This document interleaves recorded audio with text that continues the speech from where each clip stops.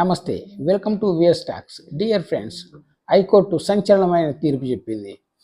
బీసీల కులగణన 3 నెలల లోపల చేసి ఆ ప్రకారం స్థానికంగా రిజర్వేషన్ కల్పించాలని తీర్పు చెప్పింది. దీంతో హైకోర్టు ప్రభుత్వానికి ఇంకే దారి లేదు. వచ్చే స్థానిక సంస్థ ఎలక్షన్లో ఖచ్చితంగా 3 నెలల టైం ఉంది కాబట్టి ఆ 3 నెలల టైంలోనే కులగణన చేయాలి. ఏ కులం ఎంత ఉందో దాని ప్రకారం రిజర్వేషన్ ఇవ్వాలి. అది కూడా స్టేట్ మొత్తాన్ని ఆధారంగా చేసుకొని కాదు, ఆ స్థానిక సంస్థల స్థానంలోనే ఆ రిజర్వేషన్ ఫాలో కావాల్సి ఉంటుంది. సో ఇది ఎంతో ప్రజాస్వామికంగా ఉంటుంది. ఈ తీర్పు బీసీలకు ఎంతో ఊరటనిచ్చింది.